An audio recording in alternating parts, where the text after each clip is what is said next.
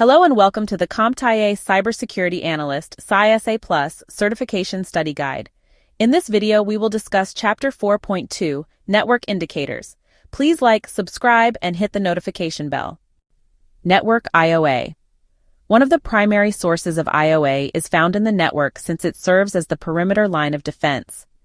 These IOA behaviors include abnormal network traffic, stealth transmissions, scan sweeps, and rogue network devices.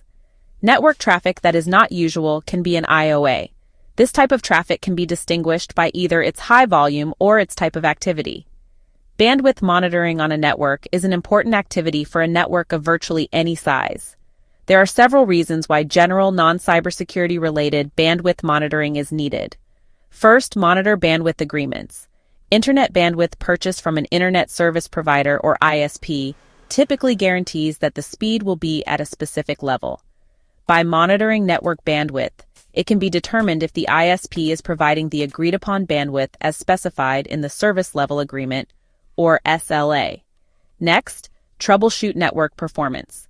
Network bandwidth monitoring can help identify performance issues on a network that otherwise may be difficult to isolate.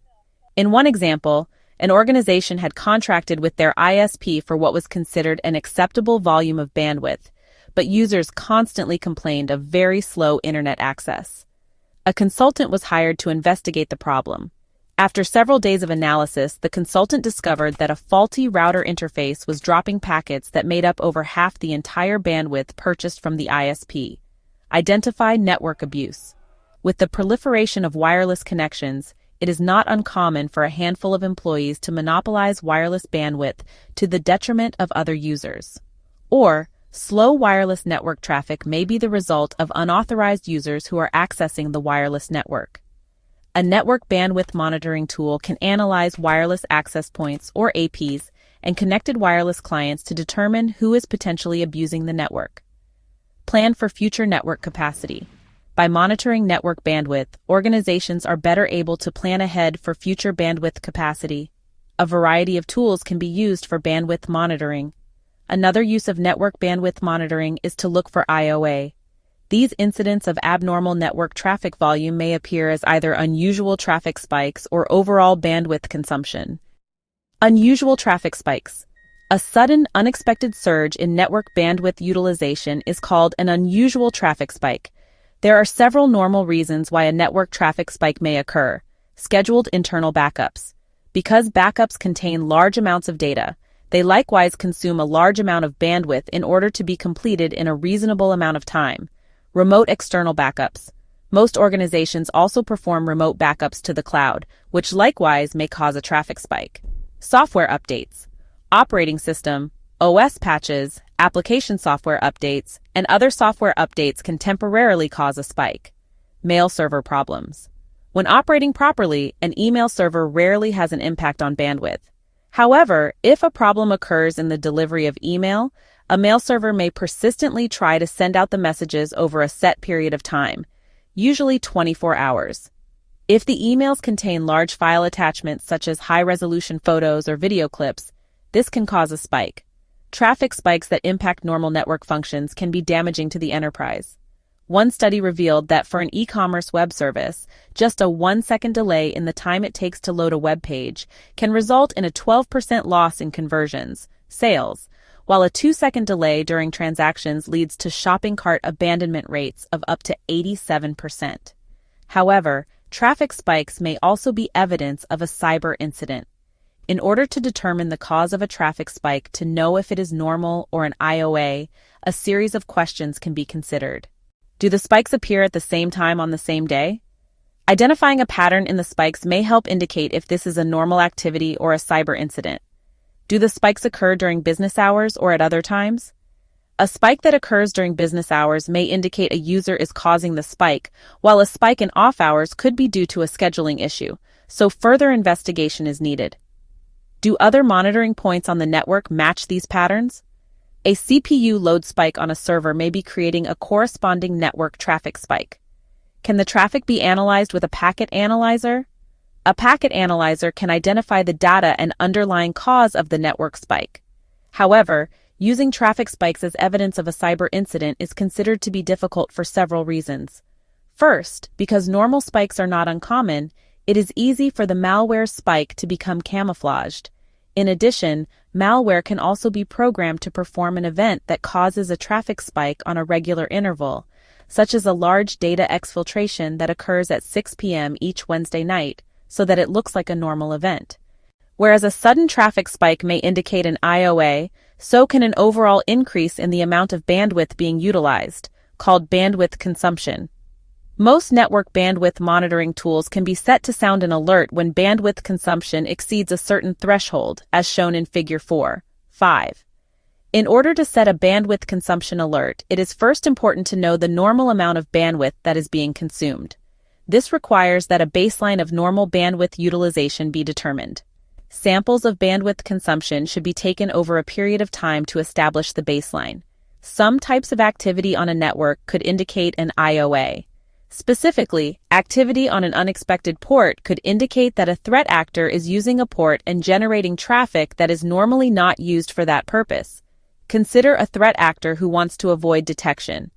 The attacker could use common protocols over non-standard ports. A non-standard port is one that is being used for a purpose other than its default assignment.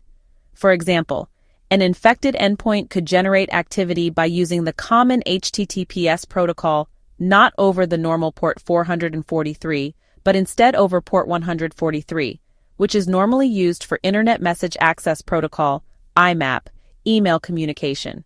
It is important to close unused ports, disable unnecessary protocols, and turn off unneeded services, such as Microsoft Windows, ASP.NET State Service, Portable Device Enumerator Service, and Apple macOS Spotlight Indexing. Stealth is defined as something done so as not to be seen or heard, but instead is secretive, clandestine, or covert. Often secretive and unexpected network transmissions may be a symptom of an IOA. These stealth transmissions can be irregular internal peer-to-peer communication or external beaconing. Because threat actors go to great lengths to hide their stealth transmissions, security professionals should be vigilant in detecting them. Under normal network conditions, most communications will occur between multiple lower-level clients to fewer higher-level servers. However, if the clients unexpectedly begin irregular internal communication with other peers on the network, irregular peer-to-peer communication, this unusual symptom could be an indication of an IOA. An infected endpoint could be targeting another endpoint to spread malware or to pivot to other devices and services. This is especially true if the communications occur sporadically and at odd hours. Beaconing occurs when infected devices attempt to contact the threat actor's external command and control, C&C server. The purpose of communicating with the C&C server is usually two-way: to receive updated or new instructions from the C&C server and to upload stolen data to the C&C server. Receive instructions. Not all compromised endpoints will access the C&C server to receive updated or new instructions with the same frequency. Some endpoints will communicate on a more frequent basis than other endpoints, depending on the type of attack. One particular type of attack by its very nature receives a large number of instructions from a C&C server. This is an attack that places the infected device under the remote control of an attacker for the purpose of launching attacks on other remote devices. The infected robot computer is known as a bot or zombie. When hundreds, thousands, or even millions of bot computers are gathered into a logical computer network, they create a botnet under the control of a bot herder. Table 4.3 lists some of the attacks that can be generated through botnets. Spamming. Botnets are widely recognized as the primary source of spam email. A botnet consisting of thousands of bots enables an attacker to send massive amounts of spam. Spreading malware. Botnets can be used to spread malware and create new bots and botnets. Bots have the ability to download and execute a file sent by the attacker. Manipulating online polls. Because each bot has a unique IP address, each vote by a bot will have the same credibility as a vote cast by a real person. Online games can be manipulated in a similar way. Denying services. In early 2021, one of the most notorious botnets known as Emotet was taken down by law enforcement agencies seizing its C&C servers. The takedown required the participation and cooperation of law enforcement agencies from 8 different countries. In existence since 2014, Emotet, which infected over 1 million endpoints, was used to spread a wide array of malware, most notably ransomware, and may be responsible for losses by victims exceeding $2.5 billion. And in an interesting twist, because the CNC servers are now under the control of law enforcement, an update will be sent to all infected endpoints from the CNC servers that will disable the malware on them. If you find this video useful, please hit the like button, leave a comment, and subscribe to the channel. To see more videos like this, please click in the rectangle in the middle of your screen. To see other videos from this channel, please click the circle on the bottom right. Thanks for watching. We will see you on the next one.